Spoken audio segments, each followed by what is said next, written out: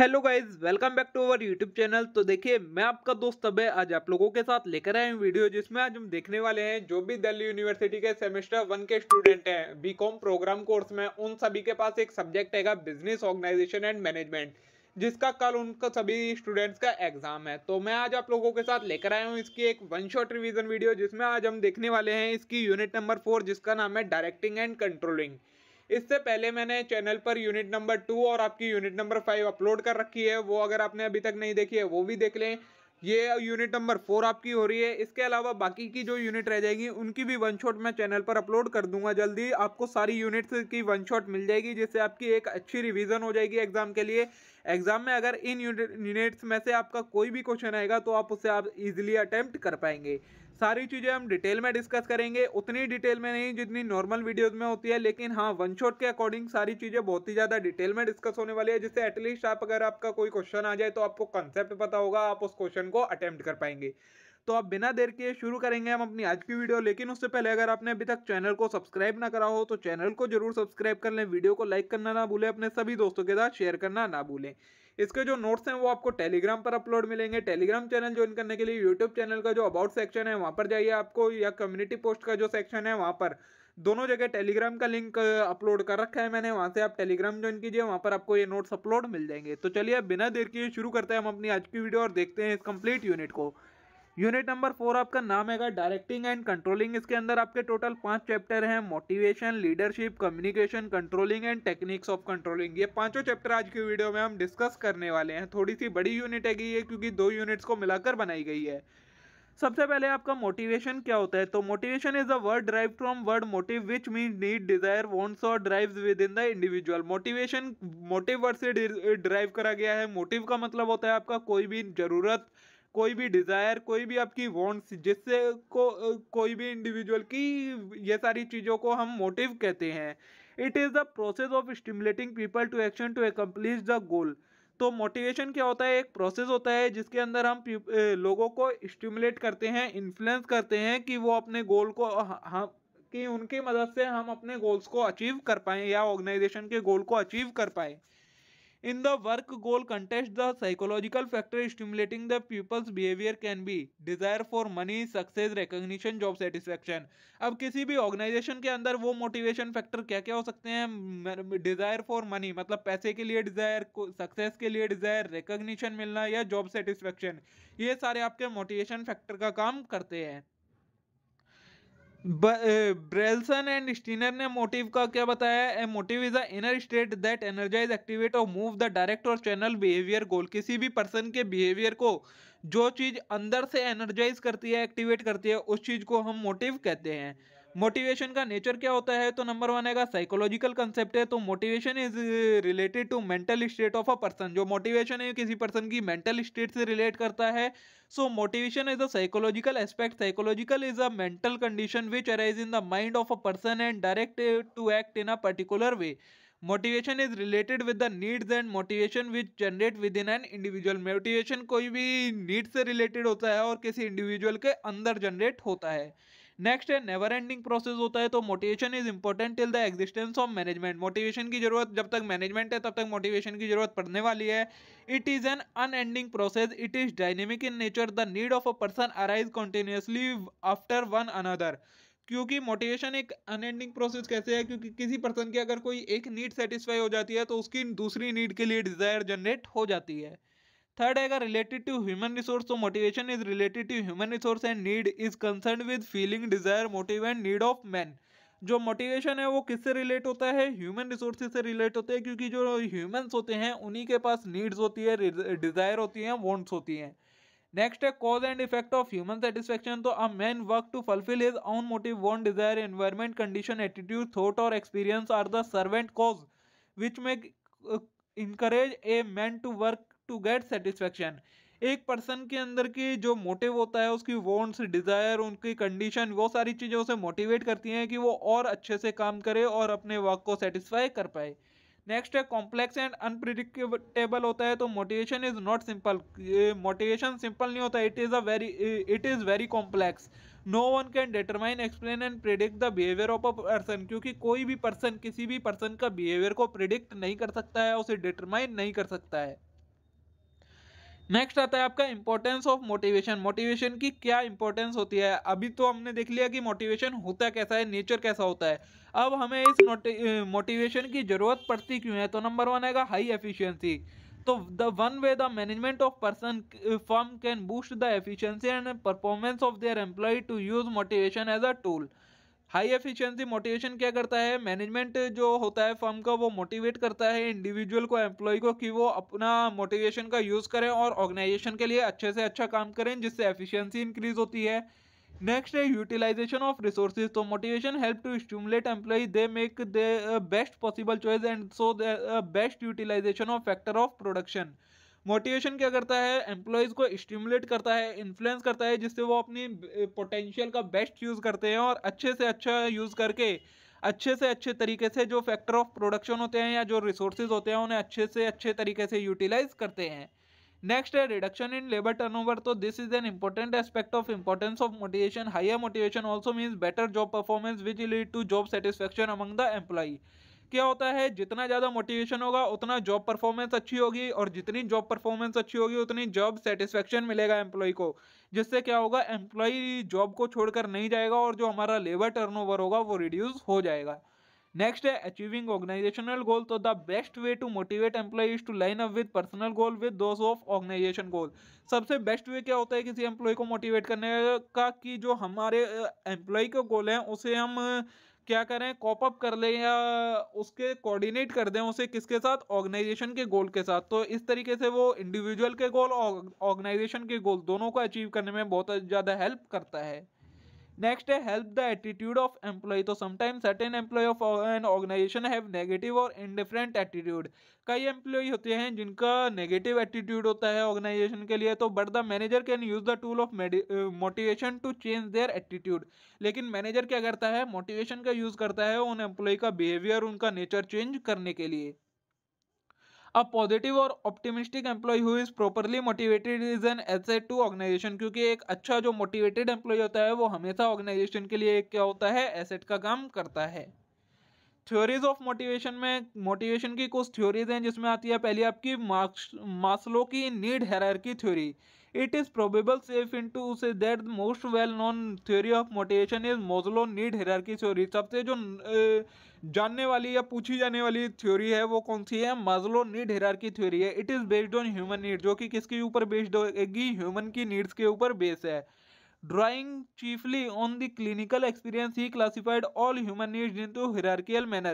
मोस्लो ने क्या करा है? सभी ह्यूमन नीड्स को एक हायरार्कियल ऑर्डर में मैनर में अरेंज कर दिया है, लोअर से लेकर हायर ऑर्डर में। In essence he believed that once a given level of need satisfy it no longer serve to motivate a man.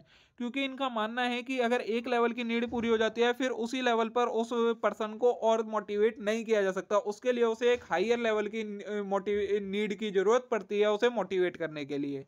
तो देखिए इन्होंने कैसे कैसे डिवाइड करा है। सबसे नीचे आती है साइकोलॉजिकल नीड, जिसे हम क्या कहते हैं? बेसिक नीड भी कहते हैं, जिसके अंदर हमारा खाना पीना सोना ये सारी चीजें आती हैं। फिर सेकंड टाइप की आती है हमारी सेफ्टी नीड। अब अगर पर्सन की कोई साइकोलॉजिकल नीड्स पूरी हो जाती हैं तो उसको फिर सिक्योरिटी चाहिए, स्टेबिलिटी चाहिए, फ्रीडम फ्रॉम थ्रेट चाहिए, कंफर्ट चाहिए, ये सारी चीजें आती हैं सेफ्टी नीड में। फिर आती हैं आपकी सोशल नीड। सोशल नीड में क्या आता है? जब किसी पर्सन की साइकोलॉजिकल और सेफ्टी नीड पूरी हो जाती है, अब उसे अफेक्शन चाहिए, लव चाहिए और बिलोंगिंग की फीलिंग चाहिए। उसके बाद आती है हमारी एस्टीम नीड। जब ये तीनों नीचे की नीड पूरी हो जाती है तब एक पर्सन को क्या क्या चीज़ों की जरूरत पड़ती है? सेल्फ रिस्पेक्ट की, प्रेस्टीज की और एक स्टेटस की। और उसके बाद जब ये चारों नीड हो जाती हैं तब सबसे ऊपर आती है सेल्फ एक्चुअलाइजेशन नीड, जिसमें किसी पर्सन को ग्रोथ चाहिए, एडवांसमेंट चाहिए और क्रिएटिविटी चाहिए होती है। ठीक है, ये हैगी आपकी मोस्लो की नीड हायरार्की थ्योरी। उसके बाद जो सेकंड थ्योरी है वो है हर्जरबर्ग्स मोटिवेशन हाइजीन थ्योरी। तो the psychologist Friedrich Herzberg extend the work of Maslow and proposed a new motivation theory popularly known as Herzberg motivation theory. इन्होंने क्या करा? जो फेडरिक हर्जबर्ग थे ये एक साइकोलॉजिस्ट थे, इन्होंने मोस्लो की जो नीड हायरार्की थ्योरी थी उसे ही और एक्सटेंड करके उसमें थोड़ी सी प्रपोज करके अपनी नई थ्योरी दी थी। He asked these people to describe two important incident at their job. ये लोगों से पूछते हैं कि आपको 2 इंसिडेंट बताने हैं अपने जॉब पर, when did you feel particularly good about your job, आपको अपनी जॉब के लिए अच्छा कब लगा, और when did you feel exceptionally bad about your job, और अगर आपको अपनी जॉब के लिए खराब लगा तो वो कब लगा। ही used the critical incident method of obtaining data, और वो इस डेटा का यूज करके लोगों को मोटिवेट करते हैं। ठीक है, ये आपको डायग्राम के थ्रू बता रखा है इसी नीड्स को। उसके बाद आएगा porter and lower model of motivation, ये भी इन्होंने नीड दी थी, ये इतनी इंपॉर्टेंट नहीं है इसलिए मैंने आपको इसका प्रोवाइड करवा दिया है कंटेंट, लेकिन इसे मैं कवर नहीं करवा रहा हूँ। ठीक है, नेक्स्ट आती है आपकी इक्विटी थ्योरी क्या होती है। तो according to equity theory two variable are important, input and outcome. Equity theory के अकॉर्डिंग दो वेरिएबल सबसे ज्यादा इंपॉर्टेंट होते हैं, input and outcome. Input and outcome are important element in exchange of relationship between organisation and its member. ये दो ऐसे variable हैं जो कि इंपॉर्टेंट एलिमेंट है, जो कि किस चीज में हेल्प करते हैं, एक रिलेशनशिप स्टेबलाइज करते हैं, उसे एक्सचेंज करने में हेल्प करते हैं ऑर्गेनाइजेशन और उसके मेंबर्स के बीच में। When the individual find equity in the situation or feel what he receive from the organization in term of treatment and compensation in fair mean in terms of effort and skill he contribute to organization, he is satisfied with the arrangement and is normally committed to organization and its goal। अगर एक employ को अच्छा treatment मिलता है, जो वो efforts कर रहा है उसके लिए उसे अच्छा रिटर्न मिलता है, तो वो और ज़्यादा अच्छे से अपनी स्किल्स का यूज़ करेगा और ऑर्गेनाइजेशन के गोल को अचीव करने में कंट्रीब्यूशन देगा। The individual will also compare his input outcome ratio with the ratio of input and outcome of some of its colleague। Individual क्या करता है, अपने इनपुट आउटकम्स के रेशियो को कंपेयर करता है अपने कलीग्स, अपने साथी के इनपुट आउटपुट रेशियो से। This comparison is subjective since it is based on perception and feeling. ये किस चीज पर बेस होता है, कंपैरिजन परसेप्शन और फीलिंग के ऊपर बेस होता है। Such a comparison enable him to arrive at conclusion whether the ratio are balanced or not. If ratio are in balance, the individual experience positive feeling of equity। अगर ये comparison सही होता है, मतलब जितना उसको मिल रहा होता है उतना ही उसके कलीग को मिल रहा होता है, तो ये एक पॉजिटिव रेशियो होता है, और इससे क्या होती है, जो फीलिंग ऑफ इक्विटी है, फेयरनेस है, जस्टिस है, वो इंक्रीज हो जाती है। If they are not balance, feeling of inequality generate हो जाती है। तो क्या होगा, अगर बैलेंस नहीं होगा इनके बीच में, तो फीलिंग ऑफ इनइक्वालिटी जनरेट हो जाएगी इंडिविजुअल के अंदर। तो ये कैसे होता है, पर्सन आउटकम अपॉन में पर्सन इनपुट इक्वल होना चाहिए अदर आउटकम अदर इनपुट के। तो ये कहलाती है आपकी इक्विटी थ्योरी। बस आपको अब यही और ज़्यादा एक्सप्लेन कर रखा है, आप इसे रीड कर लीजिएगा। ठीक है, फिर अगर the employ who perceive inequality are under negative tension can make the following choice. अगर इक्विटी थ्योरी इम्बैलेंस है तो पर्सन की नेगेटिव इंटेंशन बन जाएगी, और उसमें वो क्या करेगा, फिर चेंज इन इनपुट करेगा, मतलब डू नॉट ओवर एक्सर्ट करेगा, चेंज देयर आउटकम, अपने आउटकम को चेंज करेगा, चूज अ डिफरेंट रेफरेंस, दूसरा पर्सन को ये साथ कंपेयर करेगा, जॉब को क्वाइट कर देगा, चेंज कर देगा सेल्फ का परसेप्शन, या फिर परसेप्शन ऑफ अदर को चेंज कर देगा। ठीक है, फिर आता है आपका नेक्स्ट कंसेप्ट लीडरशिप का। तो leadership is the art of motivating a group of people to act toward achieving a common goal. Leadership एक आर्ट है जिसके अंदर पीपल को मोटिवेट करा जाता है, जिससे वो क्या करें, एक कॉमन गोल को अचीव करने में कंट्रीब्यूट करें। In a business setting this can mean directing worker and colleague with a strategy to meet the company need. और बिजनेस के अंदर इसका क्या मतलब होता है कि जो वर्कर रहेंगे, कलीग्स देंगे, उनको एक ऐसी स्ट्रेटेजी के साथ डायरेक्ट करना कि वो कंपनी की नीड्स को पूरा करें। इंपॉर्टेंस क्या होती है लीडरशिप की, तो नंबर 1 है it improve motivation and morale. तो through dynamic leadership manager can improve motivation and morale of subordinate. हर मैनेजर के पास अलग लीडरशिप स्किल्स होती है, तो इससे क्या होता है, अलग अलग तरीके से वो मोटिवेट करता है एम्प्लॉय को और उनके मोरल को इंक्रीज करता है। नेक्स्ट है it provide basis for cooperation. तो effective leadership increase the understanding between subordinate and the management and promote cooperation among them. Leadership से क्या होता है, कोऑपरेशन होता है सबऑर्डिनेट्स के बीच में और मैनेजमेंट के बीच में, क्योंकि लीडरशिप के थ्रू ही उनके अंदर एक अंडरस्टैंडिंग क्रिएट होती है ऑर्गेनाइजेशन से रिलेटेड, मैनेजमेंट से रिलेटेड। नेक्स्ट है it act as an aid to authority. तो the use of authority alone can not always bring the desired result. Leadership act as an aid to authority by influencing, inspire and initiating action. सिर्फ authority से हम कोई भी desired result को achieve नहीं कर सकते हैं, उसके लिए हमें इन्फ्लुएंसिंग, इंस्पायरिंग और इनिशिएट एक्शन की जरूरत पड़ने वाली है। नेक्स्ट है it is needed at all level of management. Leadership की जरूरत हमें हर लेवल पे चाहिए होती है, चाहे कोई लोअर लेवल हो, मिडल लेवल हो या टॉप लेवल हो, हर जगह लीडरशिप की जरूरत पड़ती है। नेक्स्ट है it rectify the imperfectness of formal organisation relationship. Leadership से क्या होता है, फॉर्मल ऑर्गेनाइजेशन के अंदर एक रिलेशनशिप क्रिएट होती है फॉर्मल वे में, जिससे क्या होती है जो ऑर्गेनाइजेशन की इम्परफेक्टनेस होती है वो खत्म हो जाती है। अब बात आती है टाइप्स ऑफ लीडर के कि कितने टाइप्स के हमारे लीडर्स होते हैं। तो नंबर 1 आता है इंटेलेक्चुअल लीडर। तो as the term imply intellectual leader are those who win the confidence of their follower by their superior intellect और नॉलेज। ऐसे लीडर जो अपने सबॉर्डिनेट्स या अपने फॉलोवर्स को कॉन्फिडेंस जीत लेते हैं किसकी मदद से, अपने इंटेलेक्ट और नॉलेज का यूज करके, उन्हें कहा जाता है इंटेलेक्चुअल लीडर। सेकंड होते हैं ऑटोक्रेटिक लीडर। तो such leader dominate and drive his group through coercion command and the instilling of fear in his follower. Autocratic leader कौन होते हैं, वो लीडर जो अपने लोगों के अंदर अपना डोमिनेट कैसे लाते हैं, कोर्जन से, कमांड से और फियर की मदद से अपने बात मनवाते हैं।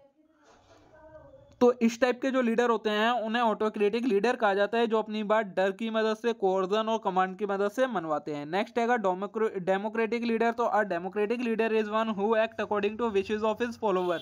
ऐसा लीडर जो अपने फॉलोवर के विशेस के, मतलब उसके फॉलोवर जैसा चाहते हैं उसके अकॉर्डिंग काम करे, उसे कहा जाता है डेमोक्रेटिक लीडर। नेक्स्ट है परसुएसिव लीडर। तो the persuasive leader possess magnetic personality that enable him to influence his follower to join in his doing work. एक परसुएसिव लीडर ऐसा लीडर होता है जिसके अंदर एक मैग्नेटिक पर्सनैलिटी जानी जाती है कि वो अपने लीडर्स को, फॉलोवर्स को इन्फ्लुएंस कर लेता है कि वो जो काम कर रहा है वही काम उसके फॉलोवर्स भी करें। तो ये आपकी टाइप्स ऑफ लीडर आ गए। अब आती है आपकी टाइप्स ऑफ लीडरशिप, मतलब जो लीडरशिप की स्किल होती है वो किस किस टाइप की होती है। नंबर 1 आता है चार्मिस्टिक लीडरशिप। तो these leaders are visionaries, they have big dream and work toward making it happen. ये लीडर कैसे होते हैं, विजनर्स होते हैं, इनके बड़े बड़े ड्रीम्स होते हैं और उन्हें पूरा करने के लिए कुछ भी करते हैं। They look beyond the big picture to see what other are unable to see. ये वो चीज़ देखना चाहते हैं जो जो दूसरे लोग नहीं देख पाते, beyond the origin. They imagine different way to create a successful result, और इसको पाने के लिए वो फिर अलग अलग तरीके अपनाते हैं। This leader also excellent communicator. ये एक अच्छे कम्युनिकेटर होते हैं। They must be because they must convince other to share the same vision they have. और इनको एक अच्छा कम्युनिकेटर होना भी चाहिए क्योंकि इन्हें वो चीज़ मनवानी होती है जो कि बाकी लोग नहीं मान रहे होते हैं। तो ये होते हैं आपके चार्मिस्टिक लीडरशिप। नेक्स्ट टाइप की होती है ट्रांसफॉर्मेशनल लीडरशिप। तो transformational leadership is a leadership style in which leader encourage, inspire and motivate employee to innovate and create change that will help grow to shape the future success of the company।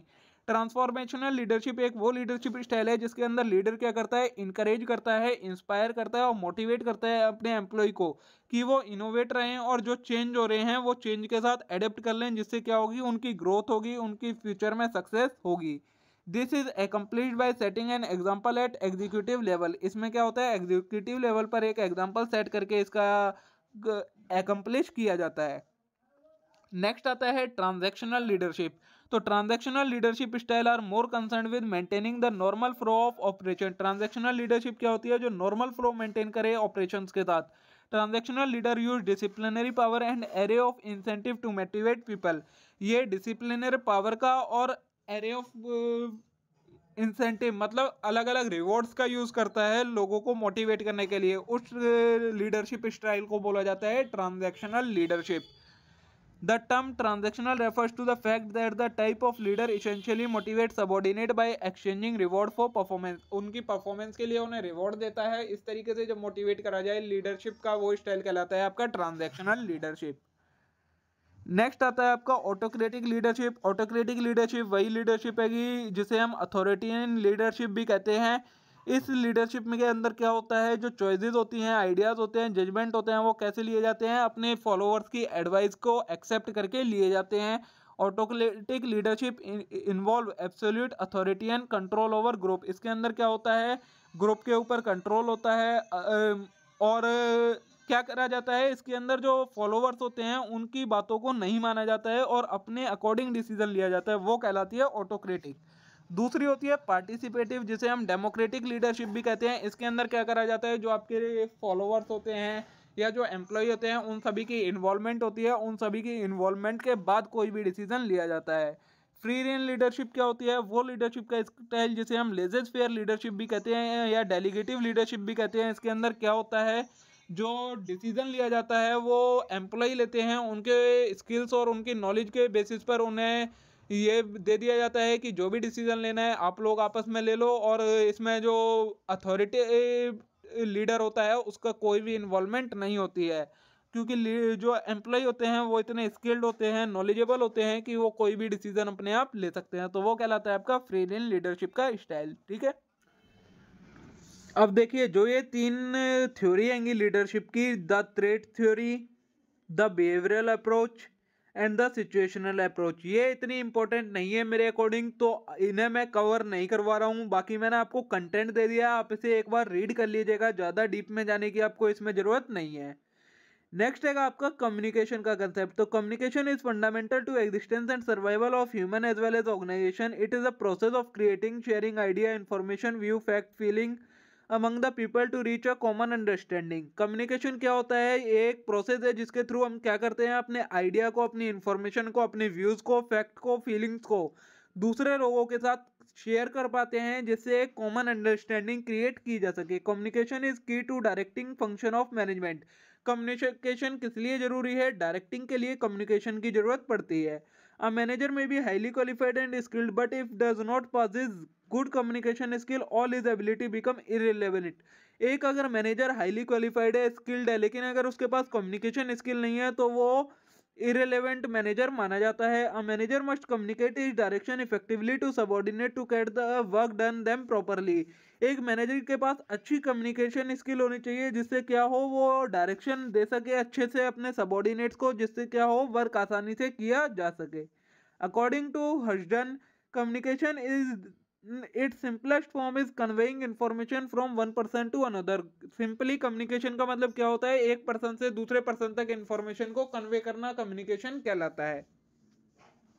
बाकी ये सारी वही definitions दी हैं communication की। अब बात आती है आपकी इंपॉर्टेंस ऑफ कम्युनिकेशन की। कम्युनिकेशन की क्या इंपॉर्टेंस है?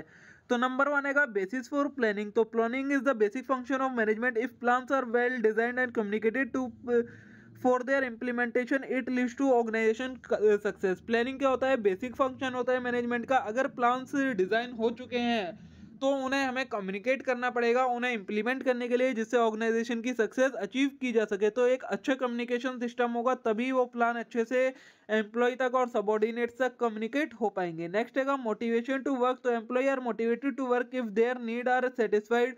Communication help manager know need of their employee to so that they can adopt a suitable motivator and inspire them to develop positive attitude toward the work of environment। Communication में motivation to work कैसे है? तो communication की मदद से ही manager जान पाता है कि उसके जो वर्कर रहेंगे उसकी क्या नीड्स हैं, और उसके अकॉर्डिंग वो वर्क करता है और उनकी गोल्स को और उनकी डिजायर को पूरा करता है, जिससे वर्कर मोटिवेट होते हैं।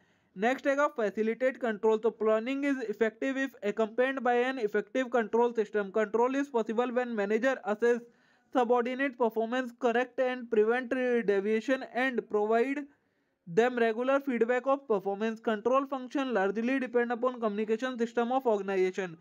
कंट्रोल करने के लिए भी कम्युनिकेशन की जरूरत पड़ती है, क्योंकि कम्युनिकेशन अगर नहीं होगा तो हमें पता नहीं लग पाएगा कि क्या क्या डेविएशंस हैं और उनको हम करेक्ट नहीं कर पाएंगे। नेक्स्ट है कमिटमेंट टू ऑर्गेनाइजेशनल ऑब्जेक्टिव। तो manager who follow an effective system of communication understand employ need, adopt suitable motivator to satisfy them. एक मैनेजर जिसे पता होगा कि उसके एम्प्लॉय की नीड्स क्या है, तभी वो उन्हें पूरा कर पाएगा, वरना वो उन्हें पूरा नहीं कर पाता है, जिस वजह से ऑर्गेनाइजेशन का गोल अचीव नहीं हो पाता है। नेक्स्ट है कोऑर्डिनेशन में हेल्प करता है कम्युनिकेशन। तो communication coordinate organisational resources and goals with organization goals and internal environment with external environment। Communication coordination में हेल्प करता है, ऑर्गेनाइजेशन के जितने भी रिसोर्सेज हैं उनका अच्छे से कोऑर्डिनेशन हो पाता है इंडिविजुअल के गोल्स के साथ, जिसके और ऑर्गेनाइजेशन के जो गोल के साथ, जिसकी वजह से ऑर्गेनाइजेशन का गोल अचीव हो पाता है। तो ये आपकी इंपॉर्टेंस आती है कम्युनिकेशन की।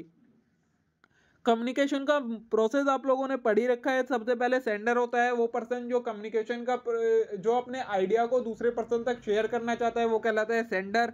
सेकंड आता है मैसेज, जो आइडिया को शेयर करना चाहता है, जो आइडिया हैगा आपका वो कहलाता है मैसेज। फिर हैगा इनकोडिंग, उस मैसेज को रिसीवर तक पहुंचाने के लिए उस मैसेज को दूसरी फॉर्म में चेंज करा जाता है, उसे कहा जाता है इनकोडिंग। मीडिया क्या होता है, वो चैनल जिसके थ्रू मैसेज को सेंडर से रिसीवर तक पहुंचाया जाता है, मीडिया कहलाता है। फिर आता है डिकोडिंग। डिकोडिंग का प्रोसेस होता है जब रिसीवर को मैसेज मिल जाता है तो वो उसे अपनी लैंग्वेज में चेंज करता है, तो उसे कहा जाता है डिकोडिंग।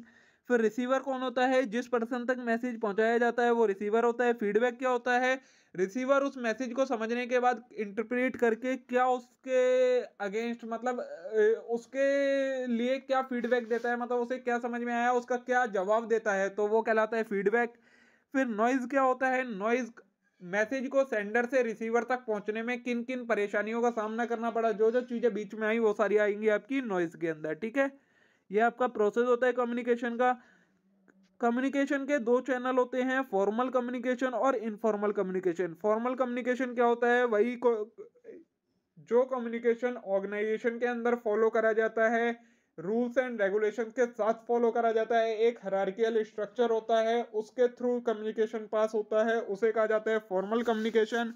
वहीं इनफॉर्मल कम्युनिकेशन क्या होता है, जिसमें कोई ऑर्डर फॉलो नहीं करा जाता, कोई रूल्स एंड रेगुलेशन नहीं मानी जाती, कोई भी किसी से भी बात कर सकता है, कम्युनिकेट कर सकता है। और कई सारी ऑर्गेनाइजेशन में इनफॉर्मल भी फॉलो करा जाता है, लेकिन जो मोस्ट ऑफ द ऑर्गेनाइजेशन होती है उनमें फॉर्मल होता है। इनफॉर्मल हम अपने फ्रेंड्स वगैरह से बात करने के लिए फॉलो करते हैं, तो वो कहलाता है आपका इनफॉर्मल कम्युनिकेशन चैनल। अब एक इफेक्टिव कम्युनिकेशन क्या होता है, तो effective communication is a process of exchanging idea, thought, knowledge, information such that purpose और intention is fulfilled in the best possible manner. किसी कम्युनिकेशन को हम इफेक्टिव तब कहते हैं जब जो हमने कम्युनिकेशन का प्रोसेस परफॉर्म करा है उसके थ्रू हम जो मैसेज देना चाहते थे, जो हमारी पर्पस थी, जो हमारी इंटेंशन थी, वो पूरी हो जाती है बेस्ट पॉसिबल मैनर में, तो उसे कहा जाता है आपका इफेक्टिव कम्युनिकेशन।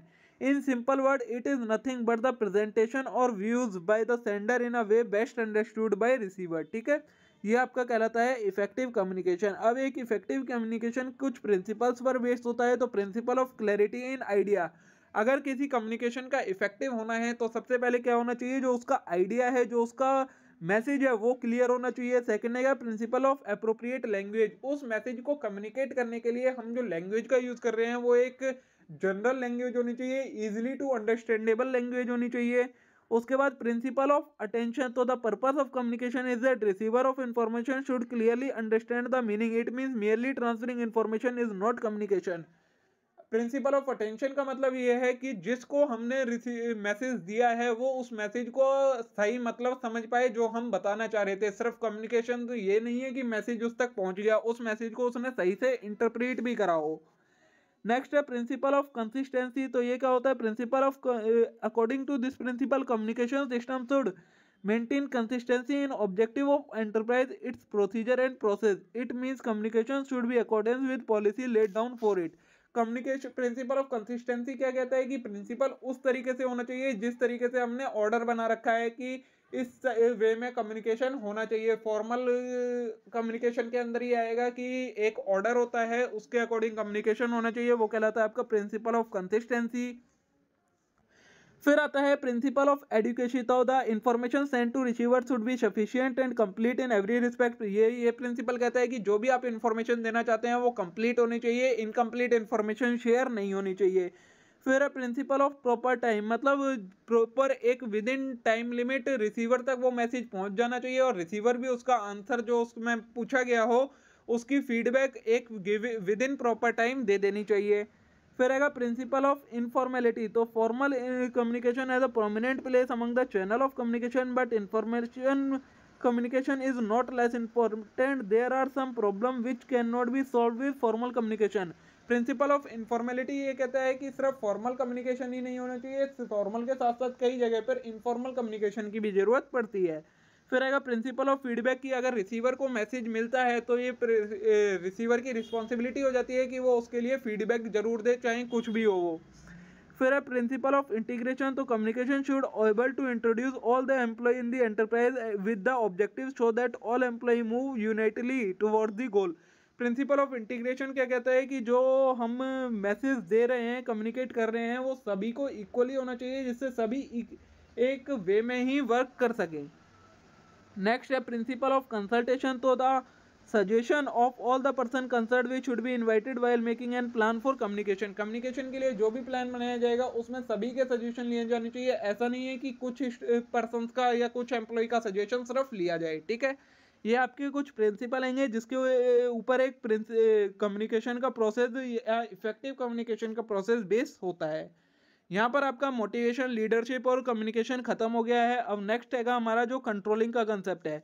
कंट्रोलिंग क्या होती है? तो controlling consist of verifying whether everything occur in conformity with the plan adopted, instruction issued and principle established. Controlling का मतलब होता है ये चीज़ का ध्यान रखना कि जो हमने डिसाइड करा था, जिस तरीके से हमने प्लान बनाए थे, सारी चीज़ें उसके अकॉर्डिंग हो रही हैं या नहीं हो रही। Controlling ensure that there is effective and efficient utilisation of organisational resources. Controlling ensure करता है कि जो ऑर्गेनाइजेशन के रिसोर्सेज हैं वो इफिशिएंटली और इफेक्टिवली यूटिलाइज हो रहे हैं, so as to achieve the planned goal, जिससे हमारा जो गोल है वो अचीव हो पाएगा।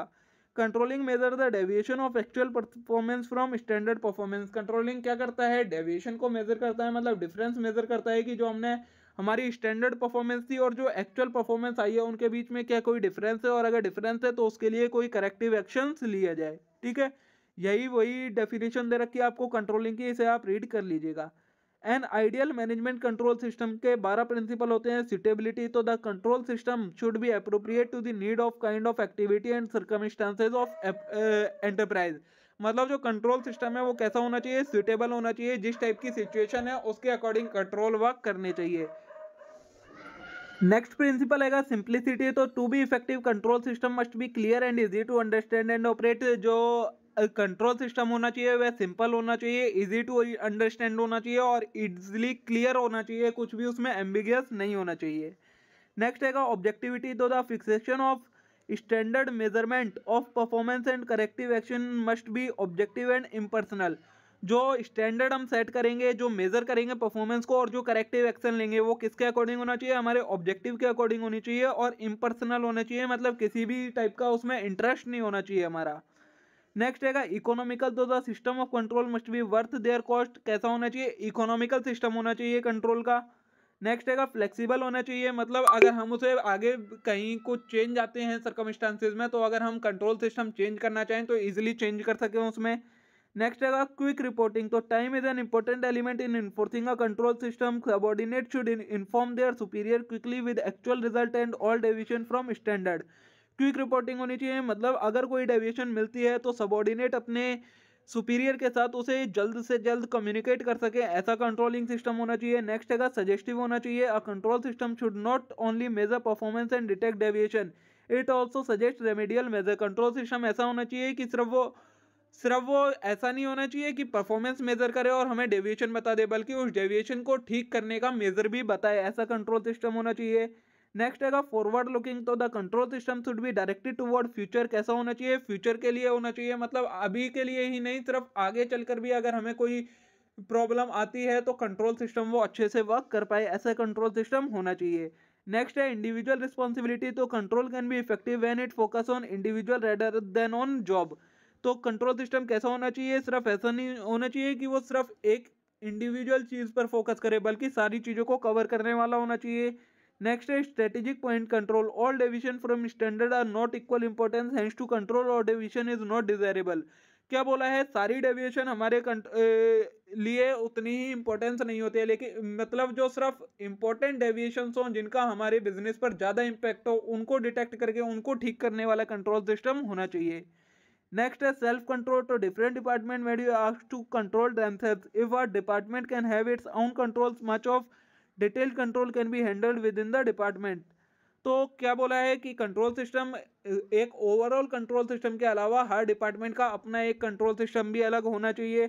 फिर आएगा feedback, it means information of previous performance for effective control, regular flow of information is regarding the actual performance is necessary, feedback can be supplied through personal contact.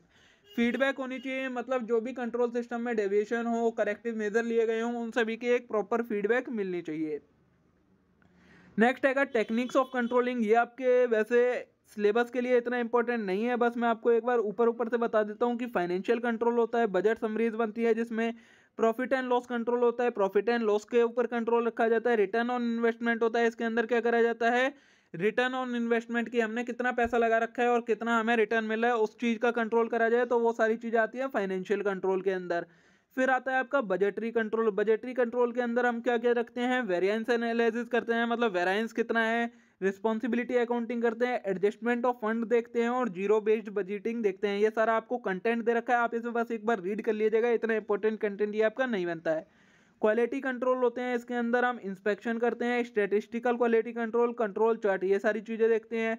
Operational control के अंदर programme evaluation करते हैं, critical path method का use करते हैं। ये यहाँ पर आपका कंट्रोलिंग खत्म हो जाता है और इसी के साथ आपकी ये यूनिट भी कंप्लीट हो जाती है। इस यूनिट में इतना ही, आज का ये यूनिट खत्म होती है और आज की ये वीडियो भी यहीं पर खत्म होती है। अब हम मिलते हैं नेक्स्ट वीडियो में आगे के कंटेंट के साथ। तब तक के लिए आप इस वीडियो को लाइक करें, चैनल को सब्सक्राइब करें। Thank you.